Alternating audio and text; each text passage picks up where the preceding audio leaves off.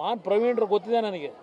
ಬಜೆಟನ್ನು ಇವತ್ತು ಮೊನ್ನೆ ಮಂಡನೆ ಮಾಡಿರ್ತಕ್ಕಂಥದ್ದು ನೋಡಿದ್ರೆ ಯಾವ ಮಟ್ಟಕ್ಕೆ ನೀವು ಬಜೆಟ್ ಕೊಟ್ಟಿದ್ದೀರಿ ಇದನ್ನು ನೋಡಿದಾಗ ಯಾವನಾದರೂ ನಗ್ತಾರೆ ನಿಮ್ಮ ಈ ಒಂದು ಬಜೆಟಿನ ಬಗ್ಗೆ ನಿಮ್ಮ ಪ್ರತಿಕ್ರಿಯೆಗಳು ನೋಡಿದಾಗ.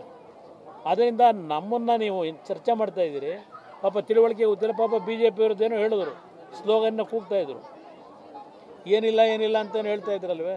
ಪಾಪ ಇವರು ಬಜೆಟಲ್ಲಿ ಆಗದು ಎಂದರೆ ಅಂತ ಹೇಳ್ತಾ ಇದ್ರಲ್ಲ, ಆಗದು ಎಂದರೆ ಕೈಕಟ್ಟಿ ಕುಳಿತಾರೆ. ಹೌದು, ಕೈಕಟ್ಟಿ ಕೂತ್ಕೊಳ್ಳಿಲ್ಲ. ಈಗ ಸಾಲದ ಹೊರೆ ಹೊರಿಸ್ದ, ತೆರಿಗೆ ಒಂದು ಕಡೆ ಏರಿಕೆ ಮಾಡ್ತಾ ಸ್ವೇಚ್ಛಾಚಾರವಾಗಿ ತೆರಿಗೆ ಏರಿಕೆ ಮಾಡಿದ್ದೀರಿ. ಇದರ ಬರ್ಡನ್ ಯಾರ ಮೇಲೆ? ನಿಮ್ಮ ಸರ್ಕಾರದ ಮೇಲೆ, ಇಲ್ಲ ನಿಮ್ಮ ಕಾಂಗ್ರೆಸ್ ಟ್ರೆಜರಿ ಮೇಲೆ ಇವತ್ತು ಬರ್ಡನ್ ಆಗ್ತಾ ಇರ್ತಕ್ಕಂಥದ್ದು. ಇದ್ರ ಬಗ್ಗೆ ಎಲ್ಲ ನಾನು ನಾಳೆ ನಾಡಿದ್ದು ಅಸೆಂಬ್ಲಿ ಏನಿದೆ ಅಲ್ಲಿ ಹಲವಾರು ವಿಷಯಗಳನ್ನ ಚರ್ಚೆ ಮಾಡ್ತೀನಿ. ಬಡವರ ವಿರೋಧಿ ಇರೋರಿಗೆ ನಮ್ಮ ಬಜೆಟ್ ಅರ್ಥ ಆಗಲ್ಲ ಅಂತೇಳಿ ಇವತ್ತು ಹೇಳಿದ್ರು ಸಿದ್ದರಾಮಯ್ಯ ಅವರು. ಬಡವರ ವಿರೋಧಿಗಳಿಗೆ ಇವ್ರು ಇರೋದು ಯಾರ ಪರವಾಗವ್ರೆ?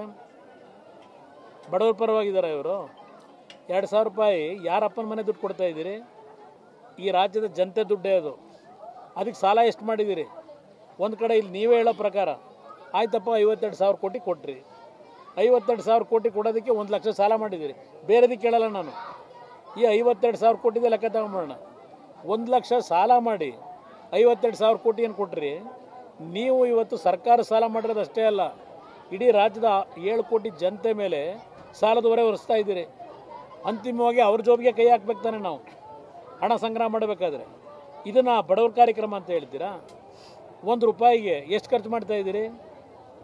ಹಿಂದೆ ಮಾಡ್ಕೊಂಡ್ರೆ ಸಾಲಕ್ಕೆ ಇವತ್ತು ಕನಿಷ್ಠ 15 ರೂಪಾಯಿ, 20 ರೂಪಾಯಿ, 15 ಪೈಸಾ 1 ರೂಪಾಯಿನಲ್ಲಿ 15 ಪೈಸಾ ಸಾಲ ಕಟ್ಟಲಿಕ್ಕೆ ಕೊಡ್ತೀರಿ. ಈಗ ಇದ್ಯಾವುದೋ ಈ ಕಾರ್ಯಕ್ರಮಕ್ಕೆ 15 ಪೈಸಾ ಹಾಕ್ತಿದ್ದೀರೋ 20 ಪೈಸಾ ಹಾಕ್ತಿದ್ದೀರೋ? ಇದು 1 ರೂಪಾಯಿನಲ್ಲಿ 1 ರೂಪಾಯಿನಲ್ಲಿ ಖರ್ಚು 30-35 ಪೈಸಾ ಆಯಿತು.